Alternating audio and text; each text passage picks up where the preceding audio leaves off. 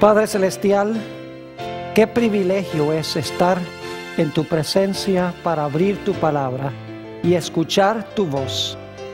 Pedimos, Padre, que tu Espíritu Santo nos acompañe al estudiar las páginas de tu santo libro. Pedimos, Señor, que nos des mentes claras y corazones dispuestos a recibir la semilla de la verdad. Te lo rogamos en el precioso nombre de tu Hijo, Cristo Jesús. Amén. Vamos a comenzar nuestro estudio de hoy en el libro de Génesis, el capítulo 6, y vamos a leer el versículo 5. En este versículo se está describiendo la maldad del mundo antes del diluvio, inmediatamente antes del diluvio universal. Y quiero que noten cómo se habría proliferado el pecado. Dice allí en Génesis 6 y el versículo 5, y vio Jehová que la maldad de los hombres era mucha en la tierra, y que todo designio de los pensamientos del corazón de ellos era de continuo solamente el mal. Fíjense la terminología tan vívida que se usa.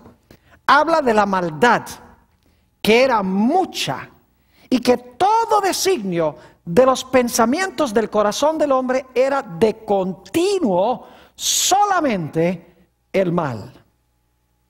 ¿Cuál fue el resultado de esta maldad? Es decir, esta iniquidad de que el designio de los pensamientos de los hombres era de continuo solamente el mal que produjo en la sociedad. Encontramos la respuesta en Génesis 6 y el versículo 11 y 12. Génesis 6 y el versículo 11 y 12. Dice allí, en el versículo 11, y se corrompió la tierra delante de Dios, y estaba la tierra llena de violencia. Y miró Dios la tierra, y he aquí que estaba corrompida, porque toda carne había corrompido su camino sobre la tierra. Fíjense el número de veces en este pasaje que se usa la palabra corrompida o corrompido. Y fíjense también que se enfatiza que la tierra estaba llena de violencia. Ahora la pregunta clave es, ¿qué fue lo que causó que el mundo alcanzara esta condición? ¿Cómo es que todo designio de los pensamientos del corazón del hombre eran de continuo el mal? ¿Cómo es posible que la tierra estaba corrompida y llena de violencia? ¿Qué fue lo que causó esta condición? La respuesta la hallamos en Génesis 6 y los versículos 1 al 4, que vienen inmediatamente antes del texto con que empezamos nuestro estudio de hoy. Génesis 6 y el versículo 4 nos dice por qué el mundo estaba en esa condición.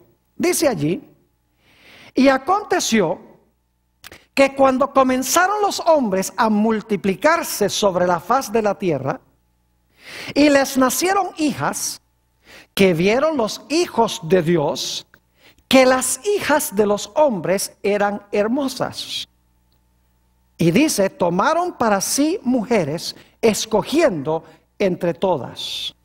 Y dijo Jehová, no contenderá mi espíritu con el hombre para siempre, porque ciertamente él es carne, mas serán sus días 120 años. Sigue diciendo, había gigantes en la tierra en aquellos días. Y también después que se llegaron los hijos de Dios a las hijas de los hombres y les engendraron hijos. Estos fueron los valientes que desde la antigüedad fueron varones de renombre. En este pasaje que acabamos de leer nos damos cuenta que la razón por la maldad del mundo fue que se entrelazaron los hijos de Dios con las hijas de los hombres. Es decir, hubo cruces o relaciones entre los hijos de Dios y las hijas de los hombres. Ahora inmediatamente nos hacemos la pregunta, ¿quiénes eran los hijos de Dios ¿Y quiénes eran las hijas de los hombres que se entrecruzaron y produjeron esta condición tan terrible en el mundo? Ahora, permítame decirles que la tradición judía, muy antigua, y que también muchos eruditos de la Biblia de hoy en día, creen que los hijos de Dios eran ángeles, ángeles caídos, es decir, demonios. Y que antes del diluvio, estos ángeles caídos o estos demonios fueron echados del cielo y vinieron a la tierra y tuvieron relaciones sexuales con mujeres humanas. Ahora, según el concepto de ellos, estos cruces entre ángeles caídos y mujeres humanas produjeron híbridos, es decir, seres que eran mitad humanos y mitad angélicos caídos. Ahora, yo quiero decirles que yo no creo en este panorama. Yo no creo que los hijos de Dios hayan sido ángeles caídos. Y hay varias razones por las cuales podemos estar seguros de esto. En primer lugar, los gigantes que supuestamente descendieron de esta relación entre hijos de Dios e hijas de los hombres, existían antes de que los hijos de Dios entraran a los hijos de los hombres. Esto lo vimos aquí en el pasaje que acabamos de leer. Dice que había gigantes en aquellos días y también antes de que los hijos de Dios entraran a las hijas de los hombres. Es decir, los gigantes, que es la palabra hebrea nefilim, no fueron el fruto del cruce entre los hijos de Dios y las hijas de los hombres, porque ya había nefilim o gigantes antes de que se entrecruzaran los hijos de Dios con las hijas de los hombres. Además de eso, la Biblia nos dice en Números 13 que los nefilim o los gigantes estaban en Canaán después del diluvio, mucho después del diluvio. Ahora, el diluvio destruyó a todos los impíos. Así que si el diluvio destruyó a todos los impíos, ¿cómo es que había gigantes o nefilim después del diluvio? Obviamente no eran un cruce entre seres humanos y ángeles. Además de eso, el Señor Jesucristo dijo claramente que los ángeles no se casan ni se dan en casamiento. Es decir, los ángeles no pueden tener relaciones sexuales. Entonces nos preguntamos, si en realidad no eran los hijos de Dios, ángeles, ¿quiénes eran? Yo creo que el contexto inmediato nos explica claramente quiénes eran. Hay en realidad 4 puntos que quiero compartir con ustedes sobre la identidad de los hijos de Dios. Porque las hijas de los hombres está claro que eran mujeres humanas. Los hijos de Dios, ese es el punto de conflicto. Ahora, en primer lugar, quiero que notemos el contexto inmediato de Génesis, el capítulo 6. En el capítulo 4 de Génesis, escuchen bien, tenemos la genealogía de Caín. Luego en Génesis 5 tenemos la genealogía de Set. Fíjense, tenemos la genealogía de los impíos de Caín. Luego tenemos la genealogía de los justos de Set. Y luego en el capítulo 6, 1 al 4, se mencionan los hijos de Dios y las hijas de los hombres. Queda claro en el contexto de Génesis 6 que los hijos de Dios son los descendientes de Set, mientras que las hijas de los hombres son las mujeres que descienden del linaje de Caín. Y eso lo vamos a ampliar un poquito más adelante. Es decir, que los hijos de Dios eran los justos, el linaje de los justos. Y las hijas de los hombres era el linaje impío de Caín, particularmente las mujeres impías del linaje de Caín. En un contexto un poco más amplio, el segundo punto, además del contexto inmediato, un contexto más amplio del libro de Génesis nos demuestra que el conflicto en Génesis es entre grupos humanos. Tenemos, por ejemplo, Caín, que es el linaje de los impíos, y luego tenemos Abel, que representa a los justos. Tenemos a Abraham y los constructores de la Torre de Babel. Tenemos a Isaac e Ismael. Tenemos a Jacob y Esaú. Es decir, siempre tenemos un justo contra un injusto en el libro de Génesis. Pero ambos grupos o ambas personas son seres ¿qué? Son seres humanos.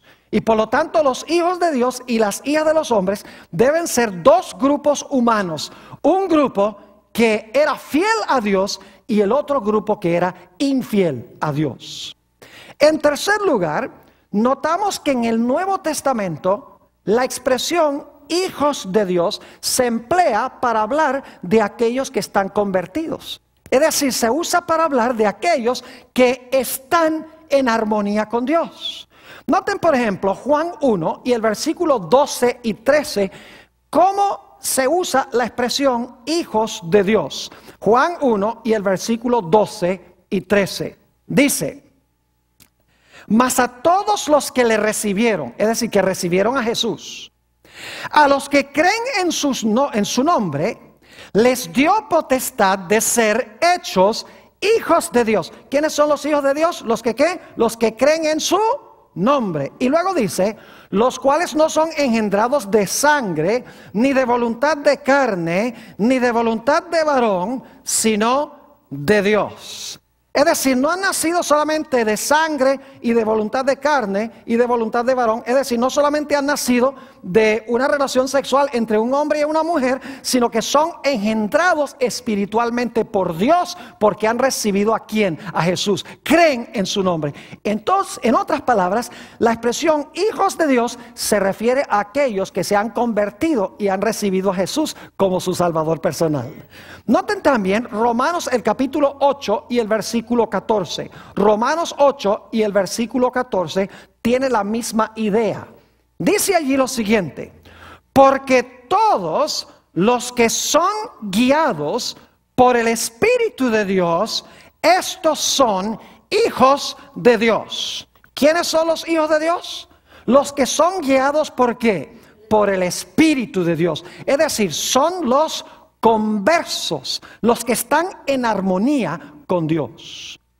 Esto significa entonces que los hijos de Dios en Génesis el capítulo 6 eran los que estaban bien con Dios, eran los conversos, eran los que se habían entregado al Señor Jesús. Mientras que las hijas de los hombres no habían nacido de nuevo, sino que eran del linaje inicuo y malévolo de Caín. Ahora, si ustedes notan en Génesis 6, nos dice que los gigantes eran varones de renombre.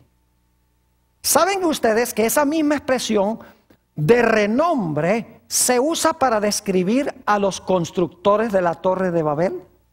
¿Recuerdan que los que construyeron la Torre de Babel en realidad dijeron: no nos esparzamos por la tierra, sino que unámonos todos y formemos una sociedad unida en Babel para que hagamos un nombre para nosotros? Vamos a leerlo, Génesis 11 y el versículo 4 y 5. Dice allí, hablando de los constructores de la Torre de Babel: y dijeron: vamos, edifiquémonos una ciudad y una torre, cuya cúspide llegue al cielo.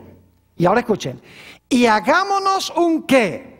Un nombre. Esa es la misma expresión que se usa en Génesis el capítulo 6, a donde dice que los gigantes eran varones de renombre. Sigue diciendo: hagámonos un nombre, por si fuéramos esparcidos sobre la faz de toda la tierra. Y descendió Jehová para ver la ciudad y la torre que edificaban, ahora escuchen, los hijos de los hombres. ¿Quiénes eran los que estaban edificando la Torre de Babel? Los hijos de los hombres. Los hijos de los hombres eran el lado masculino de las hijas de los hombres. No sé si me están entendiendo lo que estoy diciendo. Había hijas de los hombres que son las descendientes inicuas de Caín, pero había también hijos de los hombres que son los hombres inicuos del linaje de Caín. Es decir, había hijos de Dios e hijas de Dios. Había hijos de los hombres y había hijas de los hombres. Los hijos de Dios y las hijas de Dios eran los justos. Los hijos de los hombres y las hijas de los hombres eran el linaje de los impíos. Los constructores de la Torre de Babel eran los hijos de los hombres. Eran la parte masculina que se menciona en el linaje de Caín, que son las hijas de los hombres. ¿Están entendiendo lo que estoy diciendo? Es decir, los constructores de la Torre de Babel eran igual que las hijas de los hombres. Estaban emprendiendo una empresa inicua, impía. Estaban corruptos. Por eso se le llama hijos de los hombres. Igual que en la genealogía de Caín se le llama a las mujeres las hijas de los hombres. Hemos visto 3 razones por las cuales los hijos de Dios representan a los justos, a los que recibieron a Dios. En primer lugar, nos dimos cuenta que el contexto inmediato lo indica así, porque tenemos el linaje de Caín y el linaje de Set inmediatamente antes de mencionarse hijos de Dios e hijas de los hombres. En segundo lugar, nos hemos dado cuenta que el conflicto en Génesis es entre un grupo humano impío y otro grupo que es santo.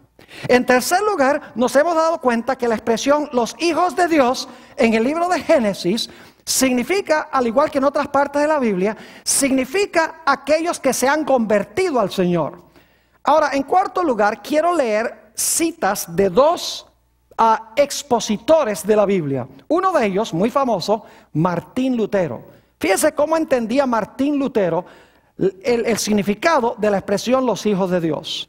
Dice así: el verdadero significado de este pasaje, es decir, Génesis 6, 1 y 2, es que Moisés identifica a los hijos de Dios como aquellos que tenían la promesa de la bendita simiente. Fíjense que los hijos de Dios eran los del linaje que tenían la promesa de la bendita simiente. Lutero no creía que los hijos de Dios eran ángeles que descendieron del cielo. Obviamente él creía que eran el linaje de donde iba a venir finalmente la simiente. Otra comentarista dice esto en cuanto a la identidad de los hijos de Dios. Dice ella, Elena White, Seth tenía una estatura más noble que Caín o Abel. Seth es el que empieza el linaje de los justos en Génesis 5. Y se parecía más a Adán que cualquiera de sus otros hijos. Los descendientes de Seth se separaron de los descendientes impíos de Caín. ¿Ven la idea? Los de Seth se separan de la descendencia de Caín. Aquellos atesoraban el conocimiento de la voluntad de Dios. Los descendientes de Seth atesoraban el conocimiento de la voluntad de Dios, mientras que la raza impía de Caín no tenía ningún respeto para con Dios y sus santos mandamientos. Pero cuando los hombres comenzaron a multiplicarse sobre la tierra, los hijos de Seth vieron que las hijas de los descendientes de Caín eran muy hermosas. ¿Lo captaron? Dice, los hijos de Dios vieron que las hijas de los hombres eran hermosas, dice en Génesis 6. Pero esta comentarista dice, explicándolo, los hijos de Seth vieron que las hijas de los descendientes de Caín eran muy hermosas y se apartaron de Dios y así lo disgustaron, tomando esposas que escogieron entre la raza idólatra de Caín. ¿Cuál fue el gran pecado entonces que llevó a la maldad que se encontraba en el mundo? El gran pecado fue las relaciones entre los conversos, los fieles, los hijos de Dios y las descendientes del linaje impío de Caín. Es decir, fue la unión de los justos con los injustos que corrompió la tierra y finalmente llevó al diluvio. Volvamos otra vez a Génesis 6 y el versículo 2 para ver algo muy interesante aquí en Génesis 6 y el versículo 2. Dice allí que viendo, ahora fíjense, que viendo los hijos de Dios que las hijas de los hombres eran hermosas, tomaron para sí mujeres, escogiendo entre todas. Pregunto, ¿quién tomó la iniciativa? ¿Fueron las hijas de los hombres las que ¿Se metieron con los hijos de Dios o los hijos de Dios los que vieron y los que escogieron y los que entraron? La iniciativa fue tomada ¿por quiénes? Por los hijos de Dios. Es decir, los fieles empezaron a ver algo en las hijas de los hombres muy interesante. Es decir, que las hijas de los hombres apelaban a los ¿qué? Apelaban a los ojos de los hijos de Dios. Ahora yo me pregunto, ¿qué habrán visto los hijos de Dios en las hijas de los hombres? Yo quiero preguntarles, ¿ustedes creen que también había en el mundo hijas de Dios? ¿Creen que había hijas de Dios también? Sí, no solamente había hombres fieles del linaje de Set, sino que ellos también tenían ¿qué? Esposas que eran hijas de Dios. Mi pregunta es esta, ¿por qué los hijos de Dios empezaron a mirar a las hijas de los hombres en vez de prestarle atención a las hijas de Dios? Algo tenían las hijas de los hombres que no tenían las hijas de Dios. Algo apelaba a los ojos de los hijos de Dios que tenían las hijas de los hombres que no tenían las hijas de Dios. ¿Están entendiendo lo que estoy diciendo? Había algo externo en las hijas de los hombres que no tenían las hijas de Dios. Y por lo tanto los hijos de Dios empezaron a ignorar a las hijas de Dios y empezaron a prestarle atención a las hijas de los hombres porque vieron algo en las hijas de los hombres diferente que lo que habían visto en las hijas de Dios. Ahora la pregunta clave es, ¿qué vieron en las hijas de los hombres que no veían en las hijas de Dios? Ahora yo quiero decirles que más de 75 veces en el libro de Génesis se enfatiza la importancia de un nombre. En Génesis, cuando hay un nombre, el nombre es muy importante. Hay que buscarle el significado al nombre. Tenemos muchos ejemplos. Por ejemplo, la palabra Eva. El nombre Eva significa madre de los vivientes. El nombre Set significa el que ocupa el lugar de, porque él ocupó el lugar de Abel, quien fue asesinado por su hermano. El nombre Babel significa confusión. Se subraya eso en Génesis. El nombre Peniel significa rostro de Dios. El nombre Betel significa casa de Dios. El nombre Abraham luego es cambiado a Abram. Tenemos a Sarai, que es cambiado a Sara, es decir, de risa a princesa. El nombre Jacob, suplantador, indica su carácter. Y luego cuando vence se le llama Israel. Es decir, en Génesis los nombres no son solamente distintivos, sino que los nombres tienen gran importancia. Ahora ustedes dirán, pero Pastor Bor, ¿qué tiene esto que ver con los hijos de Dios y las hijas de los hombres? Dice que los hijos de Dios vieron que las hijas de los hombres eran hermosas. Ahora, hemos dicho que las hijas de los hombres son las mujeres que eran descendientes ¿de quién? De Caín. Ahora, fíjense qué interesante esto. ¿Saben ustedes que el linaje de Set, si ustedes leen Génesis el capítulo 5, van a descubrir que en el linaje de Set, de los justos, se mencionan solamente hombres? No se menciona ni una sola mujer. Pero en la genealogía de Caín, no pierdan este punto, en la genealogía de Caín se mencionan por nombre 3 mujeres. Y esas 3 mujeres en el linaje de Caín son las hijas de los hombres que encontramos en Génesis el capítulo 6. No sé si me están entendiendo lo que estoy diciendo. Es decir, el linaje de Set son los hijos de Dios, masculino, porque no se mencionan sino hombres. Pero las hijas de los hombres son del linaje de Caín, porque en el linaje de Caín se mencionan los nombres de 3 mujeres. Ahora, la pregunta clave e importante es esta. ¿Qué significan esos nombres de esas 3 mujeres?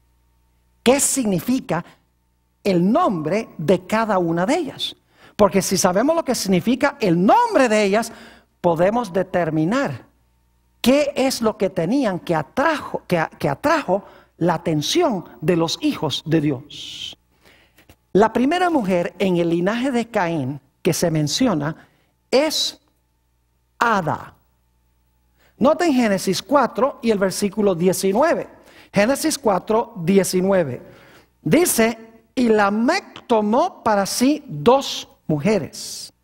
El nombre de la una fue Ada y el nombre de la otra fue Sila. Vamos a hablar primero de Ada. ¿Qué significa el nombre Ada? Recuerden que estamos tratando de determinar qué fue lo que los hijos de Dios vieron en las hijas de los hombres que no vieron en las hijas de Dios. Porque habían hijas de Dios también. Pero los hijos de Dios no miraron a las hijas de Dios, sino que dijeron, no, las hijas de los hombres, esas son muy hermosas. Y se fijaron fue en las que pertenecían al linaje impío de Caín. ¿Qué vieron en las hijas de los hombres que no vieron en las hijas de Dios? El nombre Ada significa ornamento o significa ataviarse con joyas. ¡Qué interesante! Significa ataviarse con oro, plata y piedras preciosas. Significa ataviarse con joyas. Permítame darles algunos versículos de la Biblia que usan esta palabra tan importante, Adá, porque es un nombre propio, pero también quiere decir joyas o quiere decir ataviarse con joyas. Noten Éxodo 33 y el versículo 4 al 6. Éxodo 33 y el versículo 4 al 6. Aquí encontramos el episodio del becerro de oro. Recuerdan que Israel le pidió a Aarón que hiciera un becerro de oro. Y tuvieron música, bailaron, adoraron al becerro de oro, etc. Y después de su apostasía, Dios los iba a rechazar como su pueblo. Ahora fíjense lo que dice Éxodo el capítulo 33 y el versículo 4 hasta el versículo 6. Dios dice, ya ustedes no van a ser más mi pueblo. Fíjense lo que hace el pueblo, versículo 4. Y oyendo el pueblo esta mala noticia, vistieron luto y ninguno se puso sus atavíos. Esa palabra atavíos es la palabra hebrea Adá o Ada. Es decir, no se pusieron sus joyas, es lo que está diciendo. Porque Jehová, ahora escuchen, ¿por qué se las quitaron? Porque Jehová había dicho a Moisés, di a los hijos de Israel, vosotros sois pueblo de dura cerviz. En un momento subiré en medio de ti y te consumiré.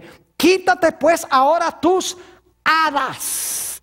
Quítate tus atavíos o tus joyas, en otras palabras, para que yo sepa lo que te he de hacer. Entonces los hijos de Israel se despojaron de sus atavíos. Ahí está la tercera vez. Se despojaron de sus joyas o de sus ornamentos desde el monte de Sinaí. ¿Qué significa hada? Significa ornamentos o significa joyas o significa ataviarse con joyas. Qué interesante. Y aquí se usan las joyas en el contexto de la apostasía. Cuando estaban en apostasía en contra de Dios, tenían puestos sus atavíos. Después de su apostasía, Dios le dice como señal de humildad, quítense, ¿qué cosa? Quítense sus atavíos.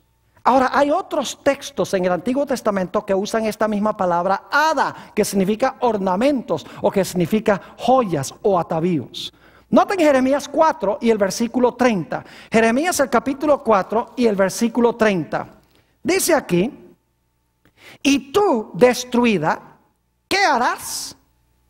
Aunque te vistas de grana, aunque te adornes con atavíos, ahí está la palabra, con atavíos ¿de qué? De oro. Aunque pintes con antimonio tus ojos, hoy le decimos cosméticos a esto. Aunque te pintes con antimonio tus ojos, en vano te engalanas, te menospreciaron tus amantes, buscarán tu vida. Noten nuevamente la idea de que Israel aquí se está adornando con atavíos de oro y es una señal de apostasía en contra de Dios. La palabra atavíos aquí es la palabra hada, idéntica palabra que la que se encuentra en la genealogía de Caín. Noten también Ezequiel 23 y el versículo 40, hay tantos versículos que usan esto. Ezequiel 23 y el versículo 40 dice, además, enviaron por hombres que vinieran de lejos, a los cuales había sido enviado mensajero. Y he aquí que vinieron. Y por amor de ellos, Dios está hablando de su pueblo de Israel, por amor de ellos te lavaste y pintaste tus ojos y te ataviaste. Ahí está la palabra nuevamente. ¿Te ataviaste con qué? Con adornos. Fíjense, nuevamente la palabra ada se usa en el contexto de la apostasía del pueblo de Israel. Es decir, que la palabra ada significa ornamento, significa ponerse joyas para atraer la atención de los hombres, dice aquí en Ezequiel 23 y el versículo 40. Noten también Oseas 2 y el versículo 13, donde se usa la palabra ada nuevamente. Dice allí en Oseas 2 y el versículo 13: y la castigaré, Dios a Israel, por los días en que incensaba a los Baales y se adornaba de sus zarcillos y de sus joyeles, y se iba tras sus amantes y se olvidaba de mí, dice Jehová. ¿Cómo se estaba ataviando Israel? La palabra adornaba aquí es la palabra ada. ¿Se adornaba con qué? Con zarcillos y con sus joyeles, y se iba tras sus amantes, y dice que se estaban olvidando de Dios. Es decir, que la palabra ada significa adornarse con joyas de oro y plata y piedras preciosas. Yo pregunto entonces, ¿qué tenía Ada en el libro de Génesis, esta mujer en el linaje de Caín? ¿Se estaba qué? Se estaba adornando. ¿Las hijas de Dios se adornaban? No. Las hijas de los hombres, las mujeres en la descendencia de Caín. Ahora ustedes dicen, pero ¿qué tal los nombres de las otras mujeres en la genealogía de Caín? La segunda mujer que se menciona es Sila. Ya lo leímos en Génesis 4 y el versículo 19. El nombre Sila viene del hebreo salal, que significa reteñir o sacudirse. Se usa para describir instrumentos musicales, tales como campanas y címbalos. Ahora, ¿saben ustedes que es muy interesante que en la Biblia, vez tras vez tras vez, la apostasía se vincula con el baile? Con usar música para sacudirse o para moverse, por así decirlo. Es interesante, en la fiesta de Herodes, cuando Herodes mandó a matar a Juan el Bautista, había música. En el valle de Dura, en Daniel 3, cuando los tres jóvenes rehusaron adorar la imagen de Nabucodonosor, había música. En la experiencia del becerro de oro, había música. En Isaías 3 habla de las hijas de Sión que hacen son con sus pies al sonido de la música. Es interesante que Sila está conectada con instrumentos musicales. Y si ustedes leen el linaje de Caín, van a descubrir que Tubal-Caín fue el constructor de instrumentos musicales. Ahora, ¿qué significa el nombre de la tercera mujer? La tercera mujer se menciona en Génesis, el capítulo 4 y el versículo 22. Génesis 4 y el versículo 22 dice: y Sila también dio a luz a Tubal-Caín, artífice de toda obra de bronce y de hierro. Y la hermana de Tubal-Caín fue, ¿qué cosa? Fue Naama. Ustedes dicen, ok, Pastor Bor, el nombre Ada significa adornarse con joyas, significa ponerse oro y plata y piedras preciosas. Está bien, Sila tiene que ver con instrumentos musicales, y Tubal-Caín fue el que creó estos instrumentos musicales, está bien. Pero ¿qué significa Naama? La palabra Naama significa placentera, dulce, bella, deleitosa y hermosa. Fíjense que los tres nombres tienen que ver con adornarse, con ser externamente hermosa y con la música, no en el sentido correcto de la palabra. Es decir, que las hijas de los hombres se distinguían de las hijas de Dios por su apariencia, ¿qué? Externa. Porque usaban joyas, y porque bailaban, y porque eran hermosas a los ojos para verlas. Es más, en Génesis el capítulo 6 y el versículo 2 dice que los hijos de Dios vieron que las hijas de los hombres eran hermosas. Es decir, externamente lo que atrajo a los hijos de Dios era la hermosura física de estas mujeres. Esa palabra hermosas en Génesis 6 se usa para describir a varias mujeres en el Antiguo Testamento. Se usa para describir a Rebeca. Dice que era hermosa. Génesis 24, 16. Se usa para hablar de Sara. Dice Sara era hermosa. Génesis 26 y el versículo 7. Se usa para hablar de Vasti y Esther. En Esther 1 y el versículo 11 y el capítulo 2 y el versículo 2. Y se usa también para describir a Betsabé. ¿Han oído hablar de Betsabé? Esa mujer a quien David dice, vio a esta mujer que se estaba bañando desnuda fuera del balcón del palacio. Y dice que era muy hermosa su apariencia externa. ¿Qué fue entonces lo que miraron los hijos de Dios en las hijas de los hombres? Sus cualidades, ¿qué? Externas, joyas, música, su hermosura externa, su belleza externa. Y la pregunta es, ¿y las hijas de Dios no tenían esa belleza? Debe ser que no tenían la misma clase de belleza, porque los hijos de Dios no las miraron a ellas, miraron fue a las otras. ¿Saben cuál era el problema? El problema es que las hijas de Dios no usaban esas cosas, ni participaban en esa música, ni enfatizaban tampoco las cualidades externas, enfatizaban la belleza del carácter. Y llegó el momento en que los hijos de Dios ya no querían mirar a las hijas de Dios, sino a las hijas de los hombres por sus cualidades externas. Y claro, con el transcurso del tiempo, las hijas de Dios no se iban a quedar atrás. Dice, nos estamos quedando, los hijos de Dios no nos quieren mirar a nosotros. Así que nosotros también tenemos que pintarnos y también tenemos que arreglarnos un poco para atraer la atención de los hijos de Dios, para que no se vayan solo tras las hijas de los hombres. Y como resultado, escuchen bien, se corrompió toda la raza humana cuando se entremezclaron los hijos de Dios con las hijas de los hombres que estaban externamente adornadas.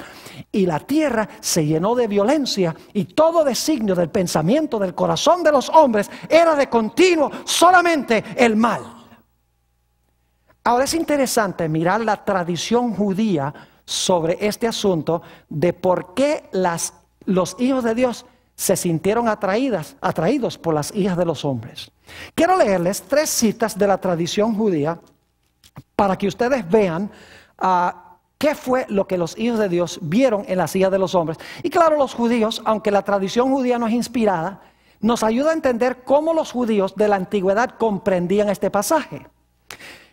La primera cita la encontramos en el Targumen de Rubén, capítulo 5 y el versículo 5 al 7. No es inspirado, es una publicación de muy antiguo en el judaísmo, pero nos ayuda a entender cómo entendían ellos esta atracción de los hijos de Dios para con las hijas de los hombres. Dice esto: huid, pues, de la fornicación, mis hijos, y mandad a vuestras esposas y a vuestras hijas que no se adornen la cabeza ni sus rostros para engañar la mente. Pues toda mujer que emplea estas artimañas, ¿las artimañas de qué? Las artimañas de adornarse la cabeza y sus rostros. Toda mujer que usa estas artimañas ha sido reservada para el castigo eterno, pues de esta manera atrajeron o sedujeron a los ángeles que existieron antes del diluvio. Claro, ellos entienden que los hijos de Dios eran ángeles. Así que dicen que estas mujeres, de esa manera, pintándose y arreglándose, atrajeron la atención de los ángeles. Nosotros ahora sabemos que no fueron los ángeles, sino que fueron ¿quiénes? Los del linaje de Set, los justos. Pero todavía es interesante notar que ellos dicen, lo que atrajo la atención de los hijos de Dios es que se adornaron la cabeza, y dice que se adornaron también ¿qué? Su rostro. Noten también otra cita, esta se encuentra en el Targumen de Pseudo Jonatán, capítulo 6 y el versículo 1 y 2. Dice, y sucedió que cuando los hijos de Dios comenzaron a multiplicarse sobre la faz de la tierra, y les nacieron hijas hermosas, que los hijos de los grandes vieron que las hijas de los hombres eran hermosas, con sus ojos pintados y sus cabellos encrespados, y andando en desnudez de carne. Y concibieron pensamientos codiciosos, y tomaron esposas de todas cuanto quisieron. Qué interesante notar lo que los judíos entendían que atrajo la atención de los hijos de Dios. Dice que las hijas de los hombres eran hermosas, con sus ojos pintados y sus cabellos encrespados, y andando en la desnudez de carne. Es decir, se vestían inmodestamente, mostraban su cuerpo. ¿Ustedes creen que eso tiene alguna aplicación hoy? ¿Con los hijos de Dios? ¿Con la familia de Dios? Que están siendo atraídos por estas cosas que se ven afuera, con las mundanas, con las tales llamadas filisteas. Ahora, una última cita de la tradición judía. Esto viene del libro de Primera de Enoc, capítulo 8 y el versículo 1. Un libro que fue escrito unos 200 años antes de que Cristo naciera. Es muy interesante porque este texto dice quién es el que estaba detrás de todo esto. Dice, y Azazel es un símbolo de quién? De Satanás. Y Azazel, escuchen bien, le enseñó a los hombres a fabricar espadas y cuchillos y escudos y corazas. Azazel le enseñó a los hombres ¿a qué? A fabricar espadas, cuchillos, escudos y corazas. Por eso dice que la tierra estaba llena de violencia en Génesis 6. Pero fíjense qué más Azazel le enseñó. Dice, y después de esto les enseñó el arte de fabricar brazaletes y ornamentos, y el arte de pintarse los ojos y embellecerse los párpados, y a usar piedras preciosas y toda clase de antimonios, es decir, de cosméticos. Y el mundo fue cambiado, e imperó gran impiedad y mucha fornicación, y se extraviaron, y todos sus caminos se corrompieron. Qué interesante estas declaraciones de la tradición judía. Ellos entendieron que lo externo que vieron los hijos de Dios era joyas, pintura, cabellos encrespados, etcétera. Y por si acaso alguno dice, bueno, pues es tradición judía, eso no es bíblico. La base está en la Biblia. Porque dice que los hombres se llenaron de violencia. Ahí están los armamentos que menciona esta cita. Dice también en el libro de Génesis que se corrompió la tierra. Y eso es lo que dice esta cita, que se corrompió la tierra. Dice en Génesis que los hijos de Dios vieron que las hijas de los hombres eran hermosas. Aquí dice qué es lo que vieron. Vieron mujeres pintadas con cabellos encrespados, usando cosméticos para pintarse el rostro. Es decir, los hijos de Dios miraron a las hijas de Dios y ¡ay, qué feas las hijas de Dios! Miren, tan ordinarias así. En cambio, miren las hijas de los hombres, qué bonitas son. Todas pintadas, con sus joyas, todas adornadas. Y claro, después de un tiempo, las hijas de Dios dicen, nosotros no nos vamos a quedar atrás. Nosotros también lo vamos a hacer. Y las hijas de Dios empezaron a adornarse también. Y escuchen bien, de los millones de personas que habían en el planeta Tierra antes del diluvio, como resultado de este cruce entre los hijos de Dios que vieron la belleza de los hijos de los hombres, solamente había 8 personas fieles a Dios. No me digan ustedes que el asunto de la vestimenta y la indumentaria nada tiene que ver con la espiritualidad y el cristianismo. Porque en Génesis 6, y según la comprensión de los judíos de la época de Cristo y antes, ellos entendieron que fue esta unión entre las mundanas y los cristianos lo que desmoralizaron al mundo, corrompieron el mundo y trajeron finalmente el diluvio. Es decir, que esta unión aminoró y redujo el número de los fieles de Dios hasta llegar solamente a 8. Y Dios llamó a Noé para reprender esta iniquidad. Es decir, Dios le dijo a Noé, habla y denuncia esto que está sucediendo. Y Noé, según nos dice en el libro de Hebreos, el capítulo 11 y el versículo 7, por su predicación condenó al mundo. Y en 2 de Pedro 2:5 dice que Noé fue un pregonero o un predicador de justicia. Ahora yo quiero preguntarles, ¿lo que pasó antes del diluvio va a pasar nuevamente en el mundo? Claro que sí. Ustedes conocen el pasaje. En Mateo 24 dice, como fue en los días de Noé, así será también la venida del Hijo del Hombre. Lo que pasó allá va a pasar también al fin. ¿Será posible que al final de la historia la iglesia de Dios, los que pertenecen a la iglesia de Dios, van a mirar a los que pertenecen al sistema mundano y lo van a encontrar más bonito y más deseable que lo que encontramos dentro del pueblo de Dios? No cabe duda alguna. Ahora, no tenemos tiempo de entrar en todas las implicaciones, pero quiero compartir con ustedes del libro de Apocalipsis algunos datos muy interesantes. Y no vamos a leer los versículos por la premura del tiempo, pero quiero darles la idea. El libro de Apocalipsis nos habla de un grupo, son los que van a estar vivos cuando el Señor Jesús regrese al planeta Tierra. Los que van a ser trasladados de entre los vivos, como Enoc y como Elías. ¿Saben ustedes que según Apocalipsis 14 y el versículo 4 y 5, este grupo va a estar sin mácula delante del trono de Dios? Van a ser como los hijos de Dios antes que se unieran con las hijas de los hombres. Van a ser castos, limpios, puros. Es más, dice ahí en Apocalipsis 14, 4 y 5, que estos no se contaminaron con mujeres. Así como los hijos de Dios antes del diluvio vieron a las hijas de los hombres, pero dijeron, nosotros no. Se preservaron castos.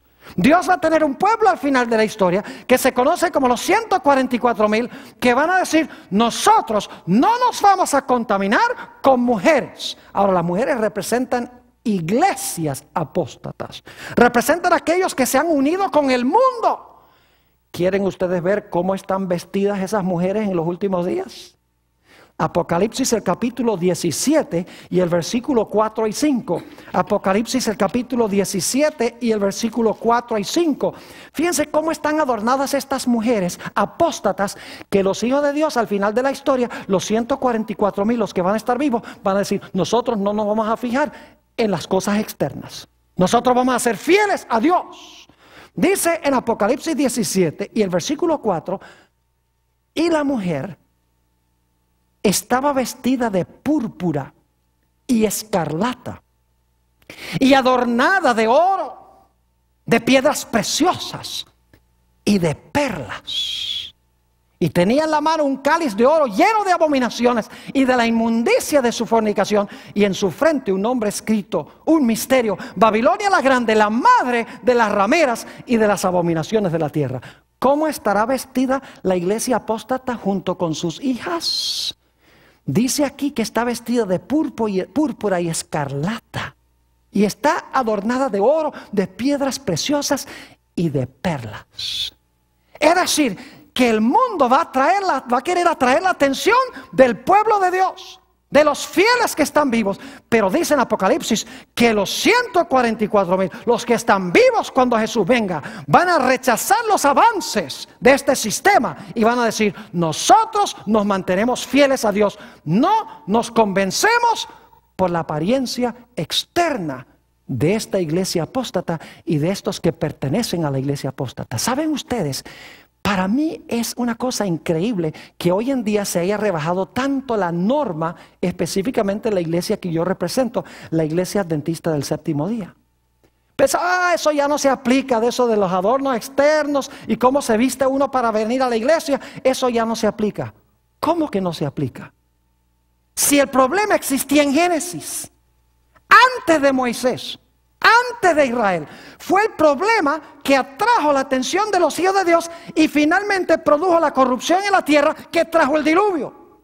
¿Creen ustedes que al final de la historia también va a suceder lo mismo? A veces yo miro en la televisión estas celebraciones, no adventistas, sino de otras iglesias, y óiganme, se muestra la audiencia y las mujeres están adornadas como si fueran un árbol de Navidad. y maquilladas como si tuvieran una máscara. ¿En qué sentido es esto diferente que las descendientes del linaje de Caín? En realidad no hay ninguna diferencia, es lo mismo. Y lo que hace es atraer la atención de los fieles de Dios y causar corrupción y desolación en la tierra. Por eso es que Dios dijo: no os unáis en yugo desigual con los incrédulos. Ahora algunas personas dicen: bueno, pastor, pero lo que usted está hablando es del Antiguo Testamento. Sí, pero es antes de Moisés. Es antes que los judíos, porque antes del diluvio no había judíos. Es antes que el Sinaí. A mí me parece interesante que los cristianos de hoy en día, todo lo que exige un sacrificio, eso era para los judíos. El sábado, para los judíos.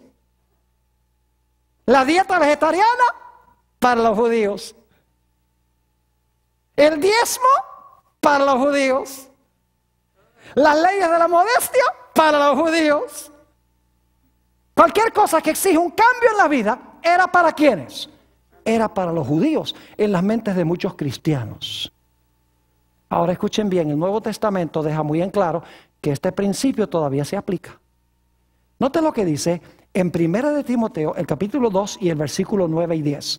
1 de Timoteo, el capítulo 2 y el versículo 9 y 10. Aquí está hablando el apóstol San Pablo, Nuevo Testamento, dice esto: asimismo, que las mujeres se atavían de ropa decorosa, con pudor y modestia, no con peinados ostentosos, ni oro, ni perlas, ni vestidos costosos, sino con ¿qué? Con buenas obras, como corresponde a mujeres que profesan piedad. ¿Cuál es el adorno que espera Dios en las mujeres? No con peinados ostentosos, ni oro, ni perlas, ni vestidos costosos, sino ¿qué cosa? El adorno deben ser las buenas obras, como corresponde a mujeres que profesan ¿qué cosa? Piedad. El apóstol Pedro dijo lo mismo. Vamos a notar 1 de San Pedro, el capítulo 3 y el versículo 3 al 5. 1 de Pedro, el capítulo 3 y el versículo 3 hasta el versículo 5. Y voy a leer empezando en el versículo 1 para captar el contexto. Dice ahí en el versículo 1: asimismo, vosotras mujeres, estad sujetas a vuestros maridos, para que también, ahora escuchen, para que también los que no creen a la palabra, es decir, los incrédulos, sean ganados sin palabra por la conducta de su esposa, de sus esposas. Estamos en 1 de Pedro 3 y el versículo 1. Así que dice que las mujeres deben estar sujetas a sus maridos, para que también los maridos que no creen en la palabra, es decir, los maridos que no han aceptado al Señor, sean ganados sin palabra. ¿Por qué? ¿Por los brazaletes y por los collares y por los zarcillos de la esposa? No, dice por la conducta de sus esposas. Versículo 2: considerando vuestra conducta casta y respetuosa. Y luego dice el apóstol Pedro: vuestro atavío no sea el externo, de peinados ostentosos, de adornos de oro o de vestidos lujosos, sino el interno, el del corazón, en el incorruptible ornato, es decir, adorno de un espíritu afable y apacible, que es de grande estima delante de Dios. Fíjense que el apóstol Pedro dice que el atavío no debe ser externo, peinados ostentosos, adornos de oro o de vestidos lujosos, sino que nuestro atavío o nuestro adorno debe ser interno.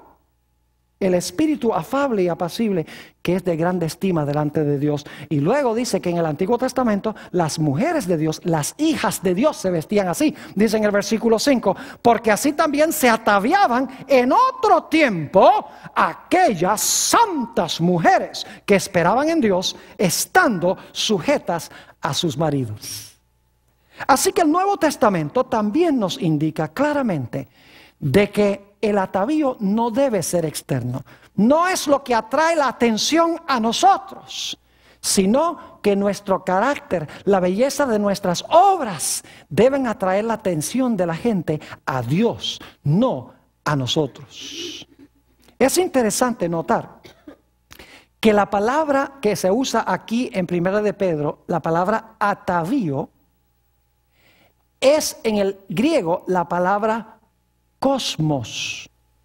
La palabra cosmos en español es mundo, es la palabra que se traduce mundo. Es decir, nuestro adorno no debe ser adorno mundano, sino que debe ser un adorno cristiano, el adorno de un carácter hermoso. Escuchen bien, muchos cristianos que se hacen pasar por cristianos hoy, lo que hacen es rebajar y destruir el amor de la gente en Dios. El Señor Jesucristo dijo, cualquiera que mira a una mujer para codiciarla, cometió adulterio en su corazón. Muchas mujeres y aún hombres hoy en día se visten de tal manera que tienen la intención de atraer por sus cualidades externas al sexo opuesto y se dicen cristianos. Y como resultado se corrompe la iglesia con el mundo. Y el mundo, en vez de ser mejorado y moralizado por los hijos de Dios, va de mal en peor, hasta que finalmente Dios va a traer sobre este mundo la destrucción, como lo hizo en los días de Noé. Si pues nosotros comemos o bebemos o hacemos cualquier otra cosa, debemos hacerlo todo para gloria de Dios. ¿Qué tal si nosotros escogemos vestirnos como Dios dice? De tal manera que demos un buen testimonio y la gente sea atraída a Dios y no a nosotros.